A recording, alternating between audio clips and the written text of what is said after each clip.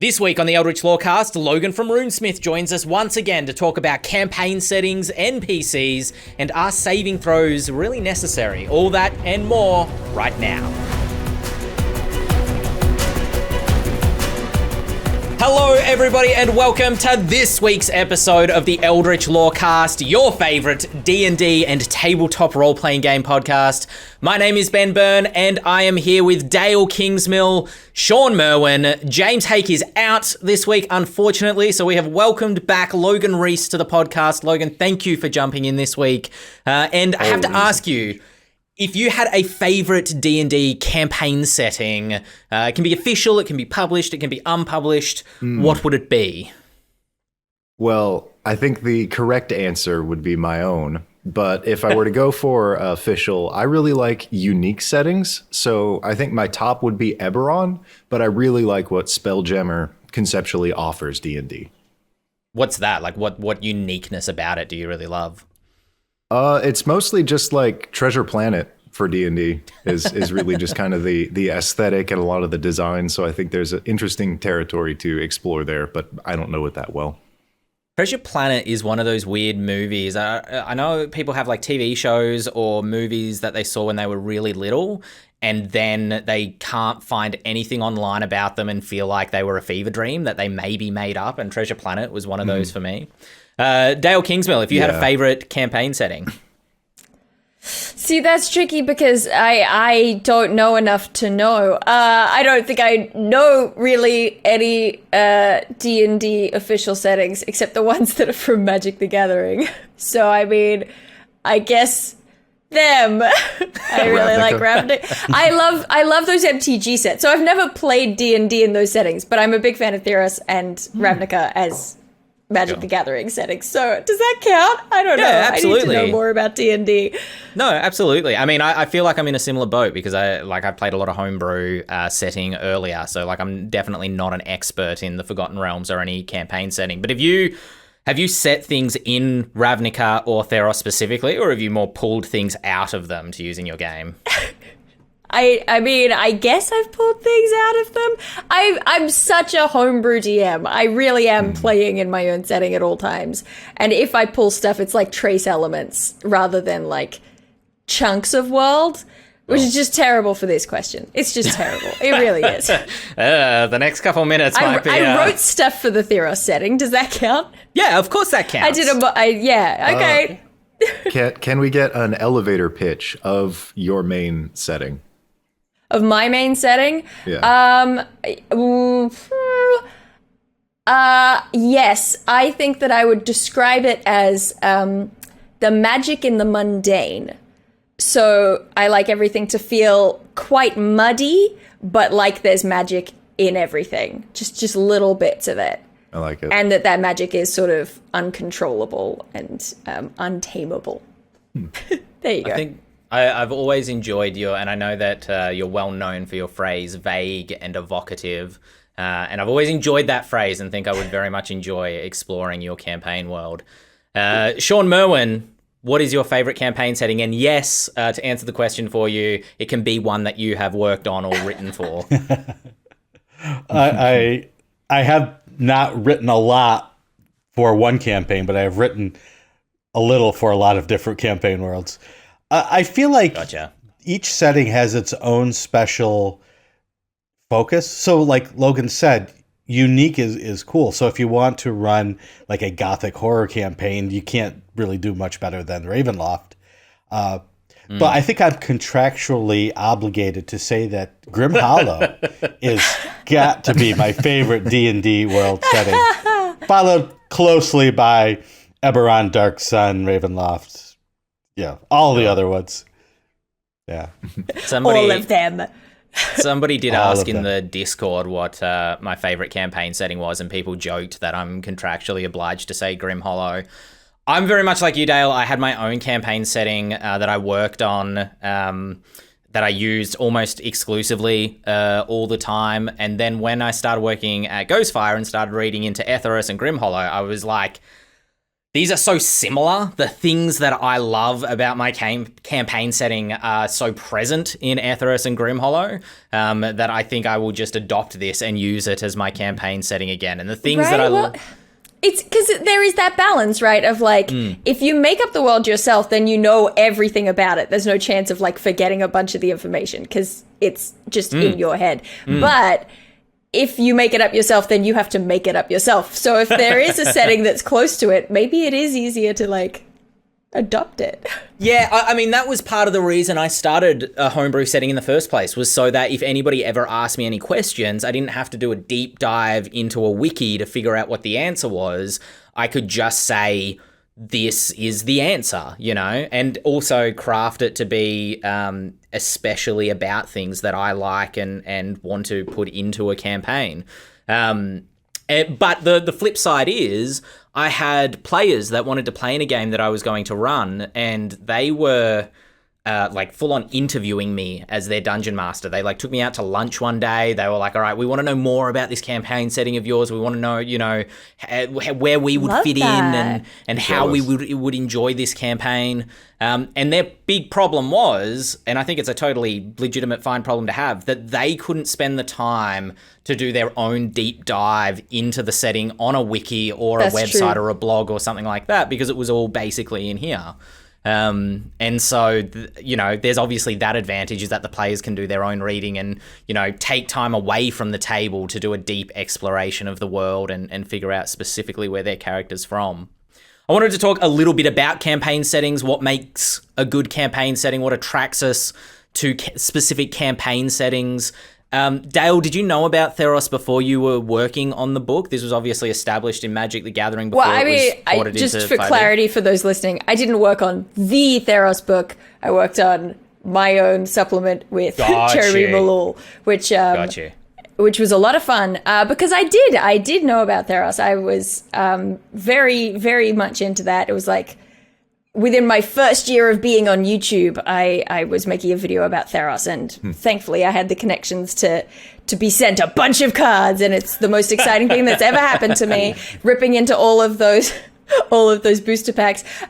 Greatest thing in the world. I genuinely adore the Theros setting, but there is this tricky thing when you translate it to a Dungeons and Dragons campaign setting, right? Like they have to make choices, they have to give it a map, and I myself I'm still a little bit mad about the map that they gave Theros as a setting. And I'm a little bit mad about the choices they made. Like, they didn't include Xenagos, who's the god of sort of revelry and chaos, in the original Theros set, because as you get to Nyx Reborn, Xenagos has been defeated. They've replaced him with...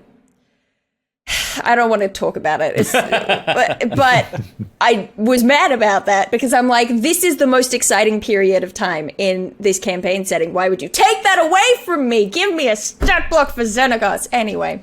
What is it? Because Theros is very like Greek mythology inspired, is it not? Is that, and obviously you have deep roots in your love of mythology. Is that what attracted you to the setting thematically? 100%. And the initial Theros set from MTG is so well researched. That team got it. They understood the sort of underlying threads throughout Greek mythology, and they made their choice of like what period of mythology they were going to be inspired by, because you can end up with really bizarre sort of clashing elements if you try to pull something from early Greek mythology and stick it together with something from late Greek mythology. But this Xenagos through line really ties in with sort of the rise of the Dionysian cult in a really clever way. It does such a good job of being inspired by Greek mythology without just being, a ripoff of it. I could talk forever, so I'm really trying to rein myself in. Well, I guess, the question that this raises for me, and we get asked this a lot in our Discord, is like, where is lore for Etheros, for Grimhollow? It's a setting that is relatively young in terms of its publication history. It's only been around for, I think, 3 years, maybe 2 years, something like that. And the only real official publications for it are the campaign guide, the player's guide, and now the Monster Grimoire. And so, players are frequently hungry for more lore, but a lot of it is left open deliberately to let players play within. Because if you concrete the lore too much, if you make it too definitive, what has happened in certain specific places, then there's not room for the players to play around in. Do we have examples? What can we think of as a discussion point about like how much lore is too much, how much is not enough to create a setting that feels detailed and feels like some place you could really exist in, but still leaves enough room to play within? I think it really depends on where you want to place the gravity of the adventure that you're telling with the players at that time, like just on the timeline. Because every historical event is kind of like a heartbeat of that living world. It's a major rise and fall like a breath. I don't think you should have more than 3 at most, like historical major events or major time periods that the players will have to learn, because then you start to get muddled and all these different elements from each of them start crossing and interacting, and it just becomes this massive branching tree of why is this here? What happened here? And then you have to find a good way to tell that story. So I think probably a more important question once we address this one is not how much to have, but how do you present it? Yeah, sure. I mean, that's the challenge, right? Is onboarding players into a new campaign setting. And that's the challenge. I don't know if you've experienced this, Dael, but with presenting a campaign setting that is homebrewed and is your own, when the players ask a question, you can give them an answer, but also the players have no experience outside of what you've told them. So... Yeah. I mean, it's tricky in a lot of ways just because they can only hold so much information in their head, and they're already trying to... The things that are right in front of them that are relevant to their characters and their story and what is happening this session, those are the things that they're already trying to grab onto and keep hold of, which is hard enough. I'm terrible at taking notes. But then to add on top of that, to be like, okay, now here's something that happened 5,000 years ago. That's a lot to put on a person. So I actually think that that's brilliant advice to just pick 3 big broad strokes things. It's similar to what I do when I'm talking about creating a pantheon of gods. I'm like, you can get into all the little details on the side, but the only story that matters if you want to create sort of a religious pantheon is this one story that is common throughout all world mythologies, right? Because it is a simple story that everyone knows. There's this person, they get betrayed, and there's the rising hope who comes to fill the place, right? That is the story that we are all familiar with, and keeping it to that one story makes it something that is easy to remember and still makes it feel kind of real and lived in. Gotcha. I'm also realizing, just because I've made so many of these basically videos where I just go through the very simple history and kind of structure of certain monsters, and I've found in so many of them that they cheat out of having all this complex history by saying in a long forgotten like civilization or something that is dead to history. So you just start deleting as much as you can, except for the stuff that is present right now. Nagas are a great example of that. They have no history at all. See, that's interesting. Shawn, you just did a whole monster book. How much lore did you wind up including with your monsters? If I was going to put a percentage on it, I would say 18.6. It's a good percentage. That's fair. Yes, it's just off the top of my head. Well, I just recently, getting ready to work on the next Ghostfire Gaming project, I collected all the material about certain regions from the world to put into a document to share with designers. And so as I'm going through the books and pulling this information out, including monsters from this particular area, I got a close-up look about, how thick the lore is in this book as compared to other worlds. And, as Ben said, it's a new world. We've only had 3 books, and one book was a player's book, which didn't create a lot of new lore. So it is very important for a role-playing game setting not to shackle the players or the game masters with too much lore. One thing, if you have the stomach for it and you're a DM, a game master, or a player and you want to create your own world, there is a game out there called Microscope, which allows you to create your own world as a game. And if you want your players to know what the history of the world is, the important high-level aspects of your world, play that game with them as part of your pre-game ceremonies. And that way the players are creating important elements of the game. They will understand the world. They will understand these larger epochs, these larger eras. They will understand these very important events because they've helped create them. Then, as the game master, you can create the world from the inside out, from the bottom up, create the city that they're going to start in. You'll always have that connection to the larger themes, the larger story, but you can bring in the pieces that are important as threads rather than hitting someone with a big wet towel of lore. Yeah. You know what else? You know what else is that I recently realized that Microscope is also brilliant for presenting character backstory to the DM. Which, I mean, is a kind of lore, really.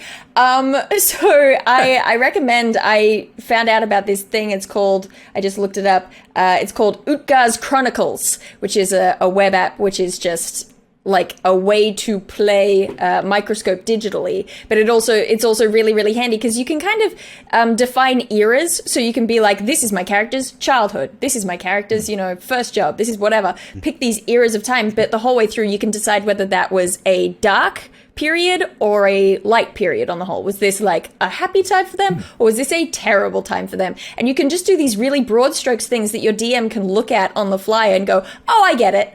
Like, it doesn't have to get super detailed, but as you go down for the important things, you can microscope in and you can get detailed and you could easily just apply that to either end of the DM screen. And it really can be very helpful. Without knowing, and I'm sure there's listeners that are wondering as well, without knowing what Microscope is, just basing it on what you have said so far, I'm going to take a guess and then you can actually tell me because I am very curious.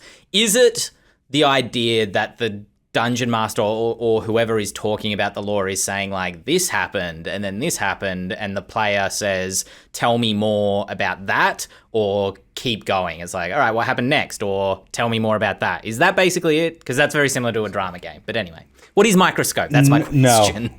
No. Microscope doesn't have a game master. It sets up, first you give the elevator pitch of what are we creating here. There's also a step for creating things that will or will not be in the world. They call it like the ingredient list or something like that. And then you build periods of time. You set those periods of time as either dark or light, whether it's a net positive or net negative to whatever setting you're creating. And then within that period of time, you set events. And then events can also then have scenes, but you are building off of other people's work. So if somebody creates a period, you can put a scene within that, but you can't build a period, a scene, a period, an event, and a scene all at the same time. You count on other people's work to inform the work that you're creating when you create this world or setting. Yeah, so Shawn might have, pinned down a period that said the fall of the such and such empire, and I might create like an event within that is like the storming of the palace, and it just takes shape as you go. I played this once without the rule book, and we made like the entire history of a world based on one sandwich, or like all these cultures racing to create the perfect sandwich. But it plays a lot like a writer's room from scratch, where you only have a bunch of postcards. Mm-hmm. That's all you use to play. Yep. Right. Yeah. Yep. Gotcha. Is it better? And I know that this, I'm asking a deliberately insipid question here. Is it better to design the world as the dungeon master, and because I know that a lot of DMs, I'm one of them, loves to just work out every detail themselves and be like, all right, this is what this is, this is what that is, this is what this is, or do something that is entirely like, all right, players, let's sit down and let's create the world together and, create specific things. Because the one, this is maybe a problem that may be unique to me and DMs that are, like me in terms of wanting to create an incredibly detailed world that exists within their brain. But what if a player creates something or the group creates something that is going to be contradictory to what the DM is planning for the campaign? Or should you go into Microscope with just no solid plans, just a rough pitch of what you want to do? I think generally, yeah, you should go into it without expectations. Sure. I think if you're going to use this as a lore tool for your D&D campaign, if you're going to play Microscope, you're going to play Microscope. But if you're going Gotcha. if you're going to play Microscope with the intent of then using it for a campaign world in a different game, I think there are basically two ways to go about it. Either you decide from the get-go we're all creating this world together and you just play Microscope, or you as the DM sit down and you play a solo game of Microscope and figure it all out and then hand it to your players and say, this is it. Like, Gotcha. So it could be used as a world crafting tool, but it's... Yeah, template system. Right. And what's good about it is a lot of what you get is very general. So even as the game master, you're not being told these very detailed things. You're getting a general flow of a world over from a set period of time. It doesn't have to start at the creation of the world. It can start at any point.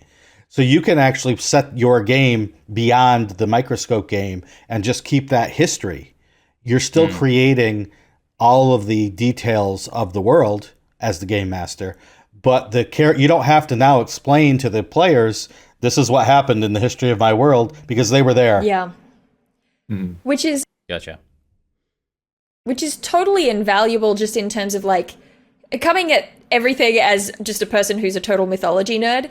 The way that mythologies and histories and things play into everyday life, it really only works because it's like baked into your culture. It's baked into the way that stories have been told, where you've grown up for forever, right? So like I mean, listen to a song and know that it's, referencing Icarus or something, and so that like baked in understanding of the stories is kind of important to how lore would actually work and how that it would actually be delivered in a setting. If you want realism, I mean, that's not necessarily what everyone's going for, but it's less Skyrim-ian where you wander around and there's a book and it goes, here's the history of the Daedric princes. But it's really hard to implant that kind of knowledge in your players. Like, they don't want to read a history book before going into a game. So something like Microscope, having them be part of that creative process, it's like when a DM creates their own setting and so they automatically know all this stuff about it. The players get to be part of that and they also get to just kind of have that knowledge at game start. Yeah, sure. Yeah, okay. I'm getting a clearer picture of what Microscope is. I didn't realize it was like a role-playing game in and of itself. I thought it was sort of a tool for scaffolding, like world creation. That's how I use it, but also it's very fun to play as a role-playing game. Well, it kind of leads me into a question, which again, I wonder how you approach this, Dael, being someone who, heavily works within a homebrew world, but also for, Logan folks... does too, right? I'm not alone here. I don't. No, you're run not. a lot of Look, games, I'm but with you, I but... do have a lot of settings and stuff put together. How enforceable? And this is like a question about personal preference, right? It's obviously not a question about which is better. But, I often, the homebrew setting that I have, very similar to Grim Hollow in terms of, like, it's meant to be low fantasy, dark fantasy. Realistically, there aren't these anthropomorphic races like elephant people and cat people and bird people just walking around the place. Genasi, I'm not sure how it's pronounced. Is that a GIF versus GIF debate? I'm not sure. But anyway. Who knows? They're like they don't really, you don't have races that magical kind of like wandering around. It's just everyday people in a sense, existing in a world where magic also happens to exist. And my reasoning for kind of wanting to run a game like that, what I tell players when they ask why, is because if you meet a vampire in the game, it's going to be far more horrific if everybody else thinks of themselves as mere mortals rather than having, we meet a mind flayer, a man with a squid for a head. Well, that doesn't really matter because, Barry's a cat and we don't even know what Jerry is and Simon's like turning into like this horrible thing. How does a vampire drink the blood of something that is mostly fire? Yeah. Yeah, exactly that. And so I suppose the question is like how enforcing do you like to get as a dungeon master in terms of having that player that invariably comes to you and says, I understand what the world setting is, but I really want to play an Aarakocra for XYZ reasons. How flexible are you with that sort of thing? Because it obviously depends, the races like Warforged, for example, exist very famously in Eberron. Do Warforged exist in Ravenloft? Like, I don't know the answer off the top of my head, but yeah. Yeah, I probably, my personal preference falls pretty close to yours. I do have some, pretty remarkable races in the mix, but I do like that sort of more, I described my setting as magical mundane earlier, right? Like I want it to be more within the zone of humanity. So I'm similar to you, but it is tricky because it's a balance of you being a player in the game as well. And you having the right to say, look, I'm running the game and this is the kind of setting that I'm going to have fun in. This is the kind of fantasy that I want to play in. And your players can choose whether that's for them, choose whether it's not for them. But there's usually a sort of spot in the middle where you can try and figure out what it is they find fun about the idea of playing as an elephant person, right? Like what is it that you're looking for? What is the fantasy that you're trying to get at by playing an elephant person? And through conversation, you can try to find compromises, find things that, might be similar. Like maybe you have Warforged in your setting, but you don't have elephant people. I know they have a name. What is it? Loxodon, something like that? Yeah. Thank Loxodons, you. So, basically Loxodons. Maybe they just like the idea of being this huge, out of place, really strong looking weirdo. And maybe being a Warforged would kind of fulfill that as well. So maybe you can, through conversation, find those compromises. But also, maybe you get to the point where you just go, okay, it looks like we're not aligned on this particular campaign. Maybe I can run something that matches your fantasy next time. Yeah. And which is, I think, just another vote for keeping campaigns relatively short. Yeah. Yeah, right, okay. You did kind of lightfoot around the fact that there's a compromise, which means it is kind of an argument, whether it's under the surface or whether people are like, no, I really want to play this or I'm not going to play the game kind of thing. And it can definitely get to that level of tension. So someone is going to need to compromise, and it takes a lot of tact to reach a point where, okay, I'm letting my player do this and I'll have to change my campaign for it. Like I'll have to make these adjustments for them, or they're going to have to make the adjustments for me, but I offer them something that, is an effective replacement. Like you said, making a Warforged instead of a Loxodon. Yeah. And it's also worth noting that it probably won't kill you, especially if you're keeping your campaigns short. I'm campaigning for short campaigns, especially if you keep your campaigns in little sections. It won't kill you to be like, all right, this isn't really how my setting works, but this player really wants to play that thing. Let's just make it work for this one campaign. It makes the problem feel less permanent. Yeah, exactly. I always advocate for GMs who are deeply into homebrew, whether settings or rules or anything, to figure out what are like the 5 rules that are absolutely core to your fun. And those are the only ones that I would draw a hard line on. I really respect that. I like that a lot. Just having your hills to die on and then being able to be flexible everywhere else. Yeah. Because you're all here for fun. For sure. Yeah, I often find similar compromises of like, oh, you want to play a tabaxi or a person that is a cat. All right, let's say that you're not a tabaxi, you are the tabaxi. You've suffered a curse, or maybe you were born this way, but you just don't know why, or, and that can be part of your character's story in terms of, how they evolve in the world and how the world sees them. I remember I had a lizard folk in a campaign, and he was like the one lizard folk in the party, which always felt weirdly out of place, but we made it work by saying, he's from some deep, dark swamp that nobody's ever heard of and kind of slithered out at one point, and now everybody reacts to him like, what the hell is that? Shawn, have you, over your years of experience... Has anyone ever said, D&D, what the hell is that, when they look at me? Absolutely. Anybody jumped out of their skin and run out screaming? Yeah. Yes. It happens quite often. But what was your question?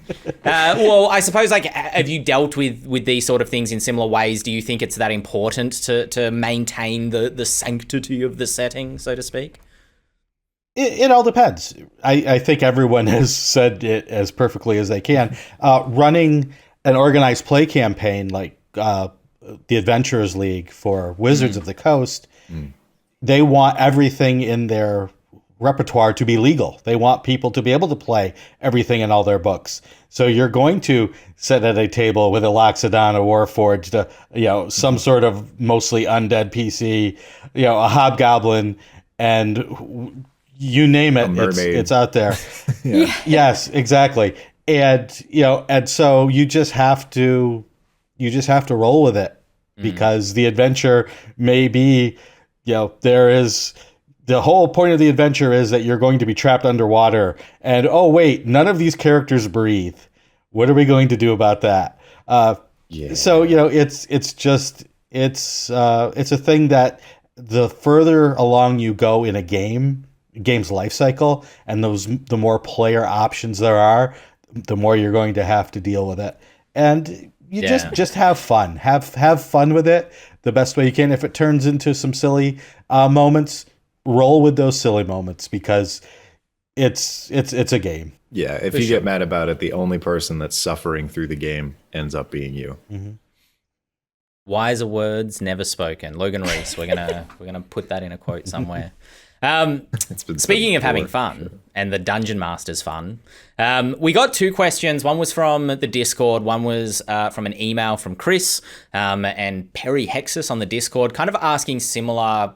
The questions were completely different, but they were both about NPCs. And so that's why I'm kind of rolling them together, because I think, similar to the conversation that we just had where we touched on the Dungeon Master's fun, the game needs to be fun for the DM as well. They're just another player at the table.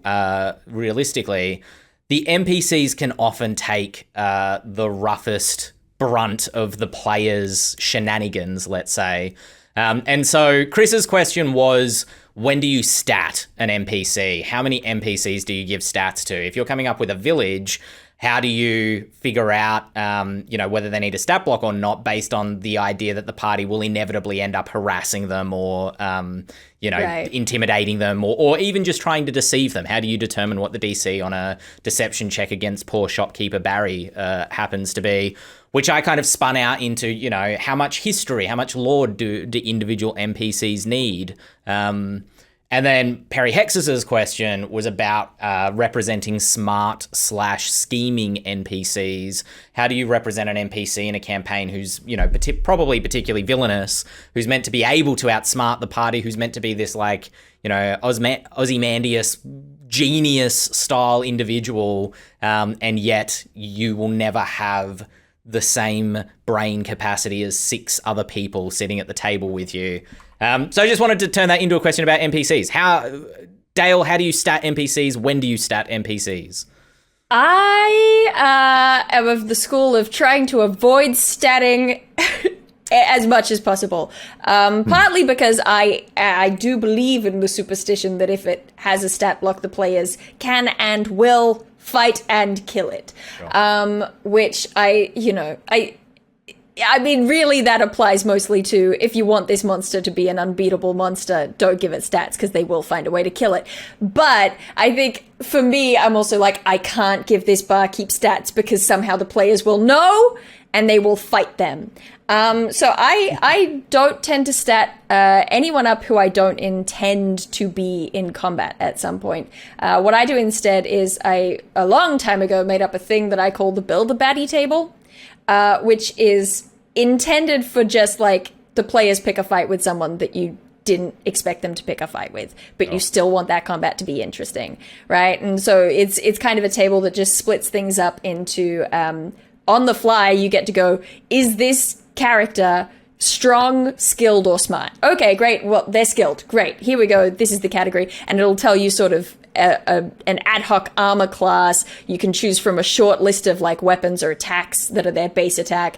And then there'll also be a section for special things that just, give them, uncanny dodge or, little things that make it feel like maybe this was a planned combat because they have some extra ability that makes the combat a little bit more complicated than that. That's my go-to. And I think the Dungeon Coach on YouTube actually took the Build-A-Baddie table and ran with it and made this huge thing somewhere out there. So it's now more full and powerful than ever. Yeah, I think similarly that, statting NPCs, you're going to drive yourself crazy if you try to stat every single NPC in a village. And more often than not, the players are going to win. So you just say, if they're determined to fight an NPC who's shopkeep, barkeep, beggar on the street, whoever, it's just like, yeah, you rough them up. What do you want to do with them? You don't even have to roll at this point. I guess the thing is coming up with DCs for intimidation checks, deception checks, things like that, which you can just do kind of on the fly. Yeah, and it's really easy with something like 5th edition to just kind of be like, what is their good stat? Just pick one stat that is their good. Are they strong? Okay, then they have proficiency on those things, and that proficiency is +3 or whatever.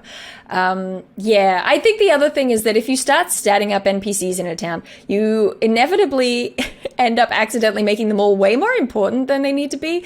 You'll be like, this barkeep is actually a level 18 cleric, and they were thrown out of their church, and it ends up being more that they can just be a barkeep. Yeah. What does the NPC need to do in the adventure that you're running? If they need to be fought, stat them up. If they need to be protected and they're going to be in danger, stat them up, because then we do need to know what their armor class is and how many hit points they have. But if their sole purpose is to provide information to the character, all you need to know is it easy to get that information out of them or not? What's their personality? What's one physical trait about them that you can show to the players to make them memorable? But just know their role and write down just enough to be able to play that role. I am very familiar with the narrative rule. If it can happen, it will happen. So not necessarily to tell everyone to over-prepare, but always have, kind of like Dael does and like a lot of basic just D&D publishing goes, you have a character and then you have a standardized stat block. Like, oh, they're a soldier, but maybe there's like a tweak here, and just kind of have that baseline ready and then adjust it if you feel like it needs to be adjusted in the moment. Like if they have something really close to their heart that the players are trying to learn, you don't let them learn that because he has a charisma of 10. You immediately start buffing up his abilities to defend something that he cares about. So yeah, it's not really a matter of preparing for everyone to die and making unique stat blocks for every single shopkeeper. It's just, be half prepared. Kind of building off of that, the one thing I tend to do, particularly when I'm NPCing a village, building the stats for a village or a city or a town or whatever, is like, come up with the locations that the party are likely to visit. And if they're, municipal locations, I think that's the word I'm looking for, in terms of like, a tavern, a shop, a blacksmith, a stables where they might buy a horse. Most of those NPCs I might just write a name down for in the prep when I'm deciding what the locations are, so that I'm not making it up on the fly. But then I'll pick like maybe 1 or 2 of those NPCs, not every single one in the village, just 1 or 2 of them to build out. And it's not an exhaustive like lore history about them. It's just 2 or 3 things that make them different from everybody else in the village so that they stand out a little bit. An example was an NPC who was terrified of vampires. Nobody else in the village was worried about vampires. Nobody else was superstitious. There were no vampires around. But this person was convinced that everybody was vampires. So he had like all these locks on his door. He made people drink holy water before they were allowed inside the smith. He had to very formally invite them into the house so that they could prove that they weren't vampires, although maybe that made prove that they were vampires if they needed the invite. But anyway, you get the point. So it's just kind of like finding a few quirks for 1 or 2 NPCs without going overboard. And building it out too much. Yeah. And my favorite thing to do to remind myself... Oh, sorry. I was just going to say my favorite thing to do to remind myself that not everyone has to be super special as an NPC is to include a line that is class. And instead of writing fighter, rogue, ranger, or whatever, I literally will write barkeep. Messenger. Right. It's like there are no special features except they can make a mean drink. Like they have proficiency with cooking utensils. I don't write those things out, but you know what I mean? I'm just reminding myself this person is literally just a thief, not a rogue, just a thief. Yeah, sure. Sorry, Logan, what were you going to say? 3 years ago, I made a video that I think is actually a really good reference for that specifically. It's not like statting the characters out. It's just how to write a character, one that maybe doesn't matter or is about to matter. And it takes like 5 minutes just to throw together like, you know, what are their hobbies? What is their current goal? What is like their dream? And what is one secret that they have? It's just like a bullet list of a few things that can kind of help you prepare for whatever direction a conversation goes with this character. Generally, I'll provide like a list of things that the NPC might talk about that the party would want to know about. So barkeep, give them exactly that. Yeah. Give them like 3 rumors that they know, and generally try to give those rumors in a way that kind of points them at another NPC or a place to go and investigate. And then usually at least one of them that's just kind of like background, like, oh, have you heard the news of like the Lord has marched on the blah, blah, blah, blah, blah, blah. There will be battle in the morn.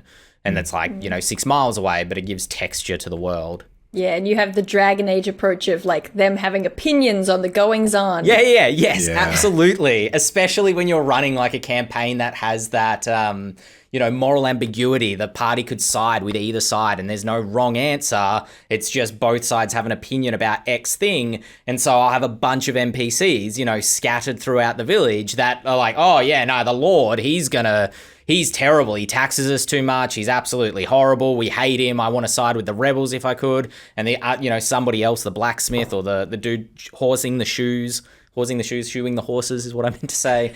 Kind of going like, oh no, the rebels are terrible. They're violent and criminal and they do this, that, and the other. And so, they get a complete picture of what's kind of going on to be able to make up their own minds. When you think about it, horsing the shoes happens just as much as shoeing the horses. The shoes get horsed. That's true.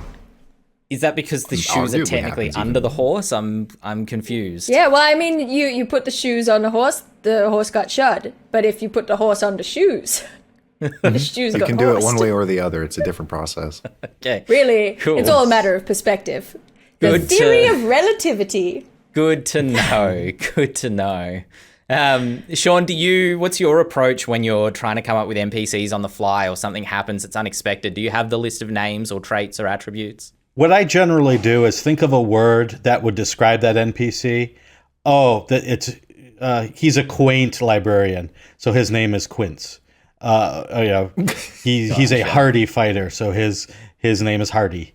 And it sort of reinforces the personality, the description, while making it a name that's really easy to come up with. Yeah. I like that. I like that a lot. That's kind of so I do the usual, like, you've pre-written a list of character names, but instead of organizing mine by like human names, halfling names, orc names, I do mine based on main stat, because for me, I look at a name and I'm like, Quincy is a smart or a nimble name. It's not the name for the brick.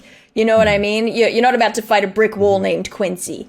So I make my lists and attach them to different character stats. All brick walls are named Tiny. Oh, yeah, that's true, actually. That's a really good point. But yeah, no, it just makes it really easy to look at it and be like, oh, wise? This is a wise character. Their name is Heather, because that feels like a wise name, Gotcha. But I really like that approach. I've never sat down with the list of names, but and maybe this was kind of what you were saying, Shawn. I do make up names on the fly because I find I can generally do it all right. But every now and again, somebody will be like, what's this guy's name? And I'll be like, his name is Argo. And as long as you say it confidently the second time, they're fine with it. One thing not to worry about is making a silly name.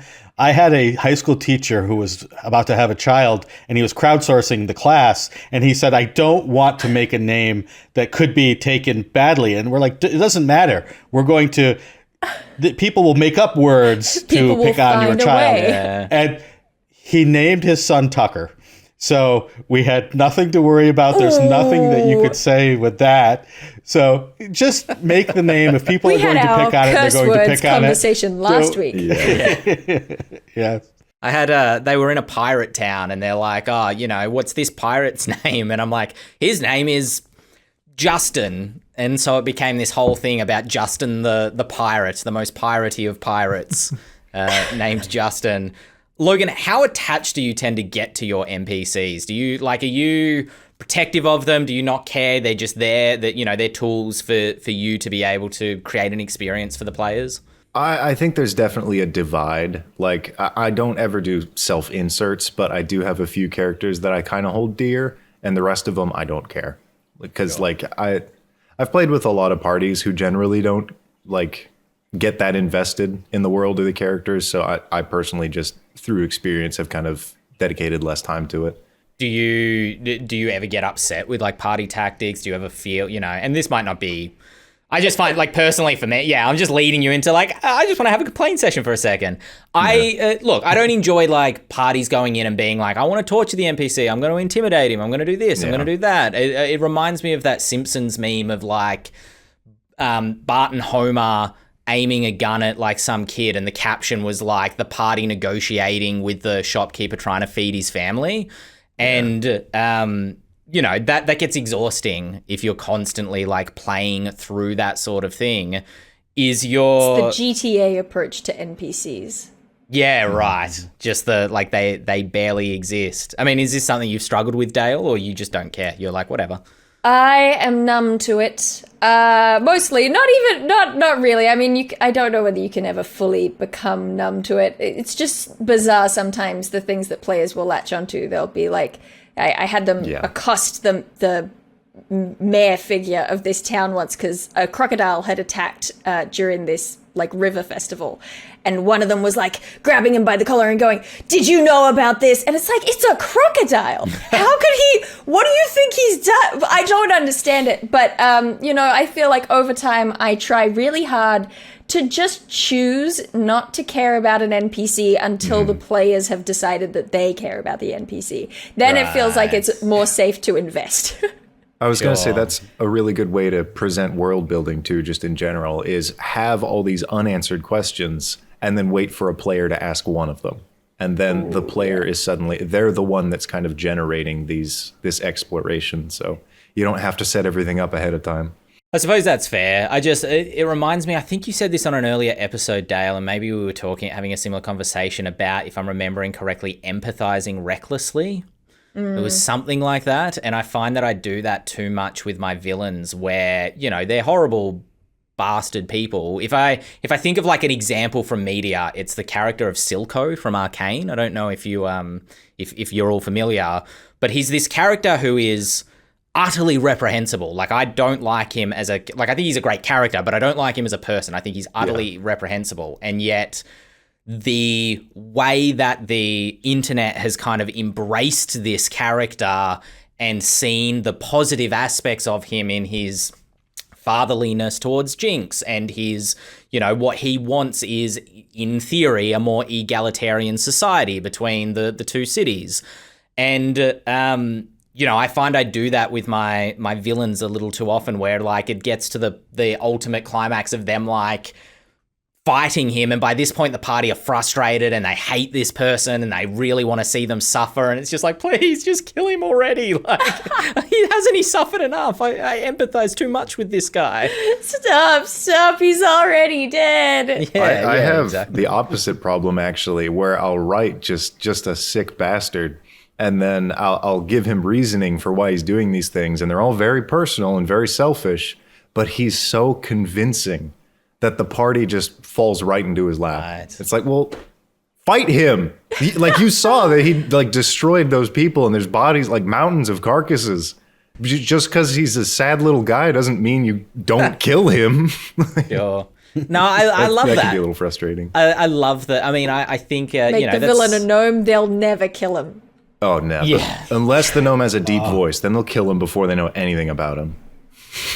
No, they go after. I had was it a gnome or a halfling? It was a illusionist. So they presented themselves as a dragonborn because they were part of a dragon cult. They were I am a dragonborn, you should fear me, blah blah blah. But it was a gnome in the corner casting an illusion of this dragonborn. Pay no attention to the man behind the curtain. Yeah, exactly that. And then when they found out it was a gnome, they're get him, squash them. They must be destroyed at all costs. Gnomes are evil. Yeah. Yeah. Quick before he runs under the table. Yeah, exactly. I think it's because they felt like the character was really slimy and wily at that point, dodging between things. Speaking of dodging between things, we did have another email question that came in from Daniel. I haven't even mentioned, if you want to email through a question, podcast@ghostfiregaming.com is where you can do that. Daniel wrote a very long, well thought out email that I want to read the kind of cliff notes of, because basically it was a takedown, if you will, of saving throws. Arguing that saving throws are fundamentally redundant in 5e. They don't feel great because I think I've mentioned earlier we had a pre-gen character that was a warlock that had Toll the Dead, and new players came to the table, didn't have much fun with it because they weren't rolling the dice themselves. And when we switched it to Eldritch Blast, we found that players who were new to the game enjoyed that a lot more because it's active participation rather than saying, I do this. Does it hurt them? No? Okay, moving on.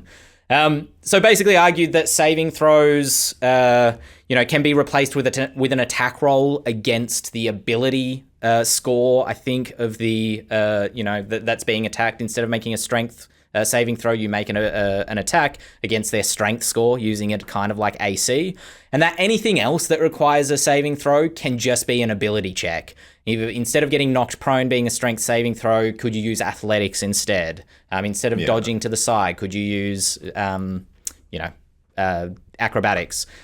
How do we feel about saving throws? I know they're new to 5e and that they're designed to basically de-crunchify the game a little bit. Are they new to 5e? I'm pretty sure. I don't think so. There are saving throws in 4th edition, definitely, and there's definitely saving throws in Pathfinder. But they are different. Saving throws in 5th edition, there is a saving throw for each ability. Yes. Yes, saving throws have been around since the original D&D game in 1974. Yeah, I was going to say. In 4th edition, however, there were not saving throws the way that there are in 5th and in 3rd and in 2nd and in 1st. Gotcha. In 4th edition is really what Daniel is talking about here. You don't cast a spell on someone and they make a saving throw. You attack their reflex, their willpower, or their fortitude. Yeah. And Right. the only time you would roll a saving throw in 4th edition is if you have an ongoing effect, you can make a saving throw to end that effect. So And it's a 4th nightmare edition, because Daniel, very few things add on to your saving throw. So it's basically just try and roll 10 or higher. it's basically Gotcha. a 45% chance of failure. Yes. So in that sense, saving throws have always been around, and yes, they are a way that some players don't like because they like to roll dice. And if you have players that like to roll dice, it is a very simple solution. Let them roll the saving throw. And if you want them to feel better about rolling high, switch it from basically subtract the number from 21, and that's the number they're shooting for. So it's not hard to do at all. That's what I was going to say. Logan, The go way ahead. that Ben was describing it, it's exactly what he just described. Is just essentially, like, fundamentally, all you're doing is just handing the dice over to the player. So I do agree that, like, saving throws, they don't feel like they should, which is just like, clashing wands against each other. Like, we are fighting for this. It's a single-handed ability.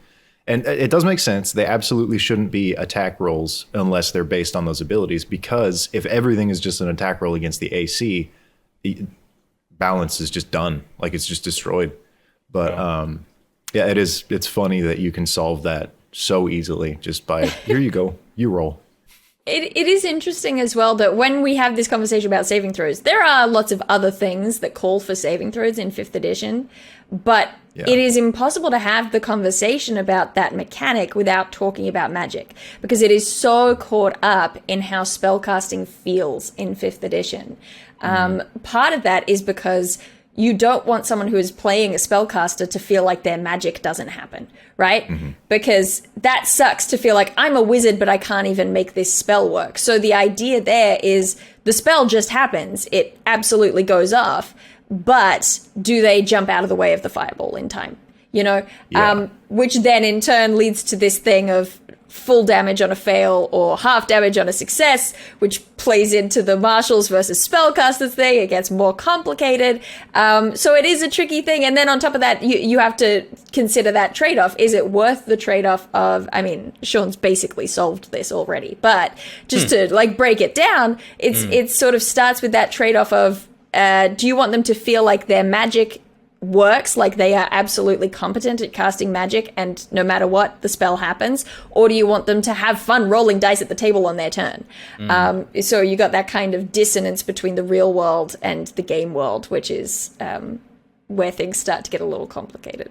I think it needs to be noted that one of the big complaints against 4th edition was that spellcasters had to make attack rolls against a defense, and it felt just like playing a fighter. And in my D&D, I don't want that. I want fighters to feel like fighters and wizards to feel like wizards, as Dael just said. So the thing that Daniel wants that makes absolutely perfect sense is one of the reasons why 4th edition was loathed. I always assumed that the half damage on a hit, on a successful save versus failed save for spellcasting, was also because spellcasting is a limited resource. It affects the balance if it's just no, you miss, you know, like it doesn't do anything and you've used this resource, which is why like when people are like, they're like, all right, I'm casting chromatic orb and I'm gonna do it at a higher level, and you know, hopefully this goes off, and roll their dice, and there's always that like, yeah, or if it doesn't happen to work, because they don't get to make the choice like a paladin does about whether they pump all their dice into the attack before or after it hits. Yeah, and it's also worth noting things like if you watch Exandria Unlimited, which was the short sort of mini series within the Critical Role setting, but run by Abria Iyengar, Matt Mercer was playing in that game. And he has just a history. I guess he brushed up against Will Wheaton. He has a terrible history of every time he plays as a character in one of their one-shots, he just rolls terribly the whole time. He never gets a good roll. So he deliberately, in Exandria Unlimited, has chosen a character who is a sorcerer who all of their spells are things that the enemy has to roll a save for. Because he doesn't want... It sucks to roll that check and get a 1. Just like I've complained about with fighters before, it sucks to be like, my whole thing is that I'm competent with a sword, but somehow I keep rolling 1s, 2s, and 3s. Yeah. You know, that sucks. So there is that element to consider in the mix as well. The fantasy of competence that we've talked about. I was going to say, just completely stepping away, that City of Mist solves this problem really effectively by basically 2 core functions. Firstly, the GM never rolls anything. It's all the players rolling for everything to determine like failure, the success, of or early partial D&D. success. And I love that, partial success, where you sort of have a hand in the narration of the game. So if your spell like kind of hits, or for all intents and purposes does half damage, you get to describe kind of why it misfired and what the negative effects are as a result of that. I do enjoy like scaling DCs on ability checks. It's a bit harder to do on attack rolls, but kind of being like, oh, I make a history check. You might learn different things from a DC 15 versus like a DC 20.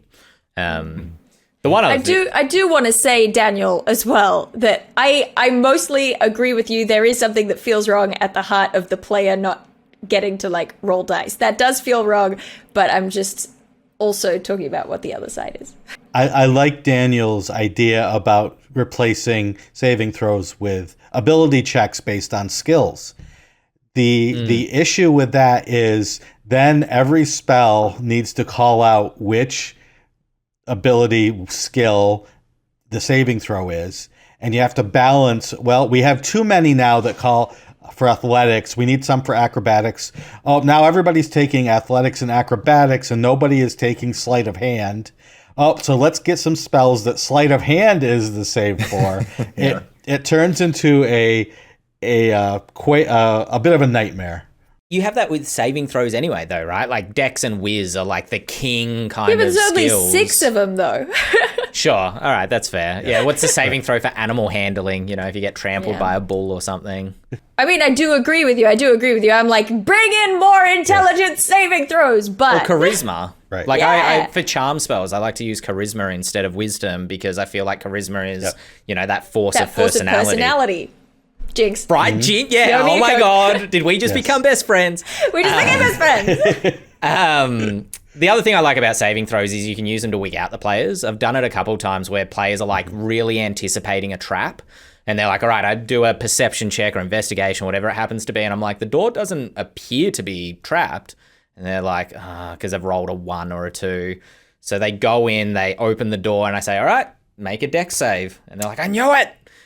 And describe how, like, you fall on your ass because a chicken flies out from behind the door, or, you know, like, kind of preempt that their character has a moment where they're so wound up that they, you know, that they jump or get frightened or something. And doing that with saving throws and getting them to roll the dice rather than rolling something in secret, I think, has a certain power to it that you couldn't do otherwise. That's actually a really cool idea, making people roll for types of events that don't just directly correlate to damage or success or failure. Just like being spooked by a chicken that they didn't know was there. Like that doesn't do like 3d6 damage. It's a chicken. That's cool. I think I did psychic. We have damage just invented once. chicken damage. Chicken damage. You take 6 points of chicken damage. We have time for one more question. This came in from Shipping Law Lino on our Discord. Now, this is a big one, so I'll quickly read through this. In my deep dive into the Castanellan lore, a number of questions have come up. The country is clearly Mediterranean or an Mediterranean amalgamation of combining in features of Spain, Portugal, North Africa, and the drier landscapes of Greece and Italy.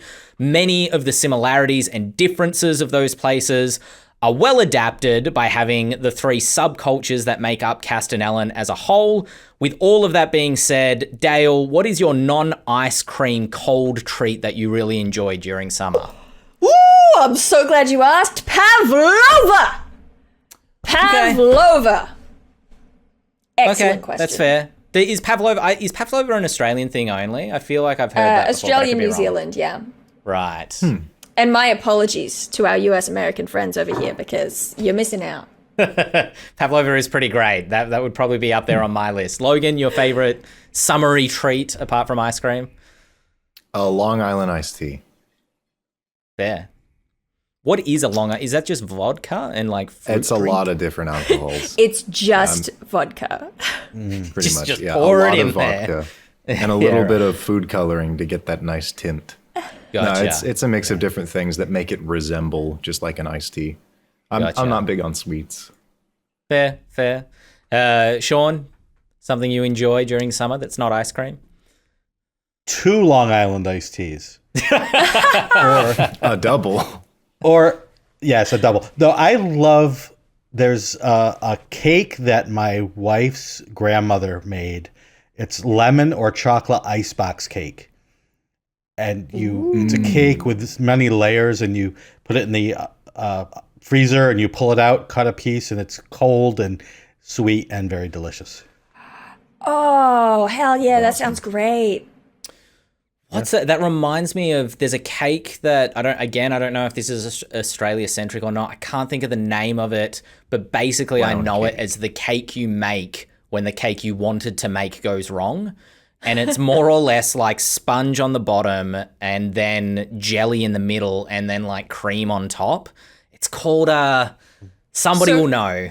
So like trifle? But Yeah. It's like trifle. I think that's exactly what I'm thinking of. Yeah, and it's basically like the cake you wanted to make got burned, so you cut off all the edges I and then call just it throw the the sponge. worst Christmas dessert. I love trifle. What's wrong with trifle?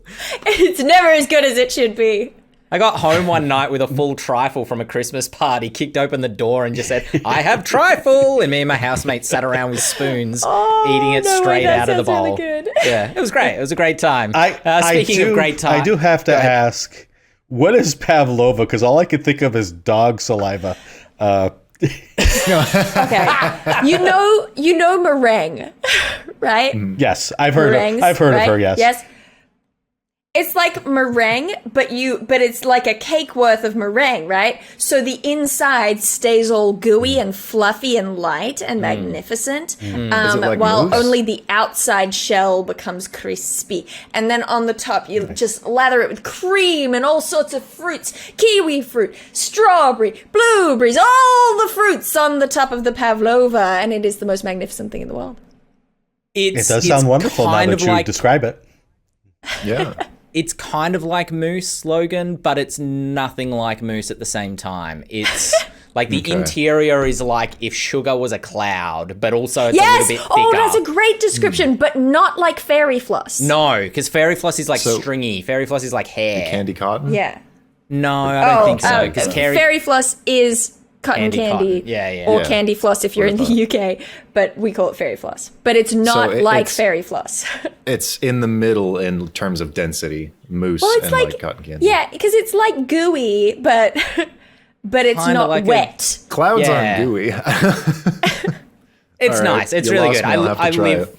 I live for pavlova, but I prefer pavlova without the cream and fruit on top. I just want the meringue crust and the gooey inside, and I'm A man happy. of culture, I see. Yeah. I'll cook half a pavlova, and then I'll just eat that. Speaking of a good time, this is sadly the end of this podcast. We have run out of time. So thank you very much for joining me. Logan Reese, thank you for stepping in absence of James Hake. Thank you, Dael Kingsmill, Shawn Merwin. My name is Ben Byrne, and we will see you all back for more dessert talk next week.